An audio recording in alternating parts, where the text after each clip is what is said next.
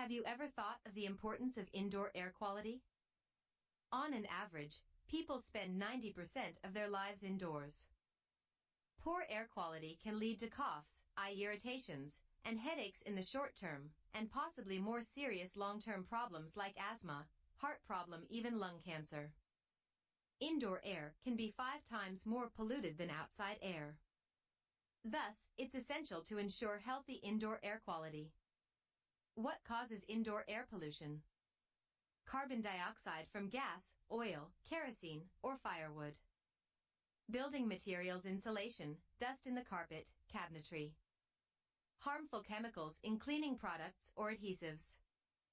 Outdoor sources like pesticides or pollen. Pet hairs, dust mites, molds, and others. What can you do to boost indoor air quality? Improve ventilation. Remove wet carpeting. Vacuum regularly. Choose green cleaning products.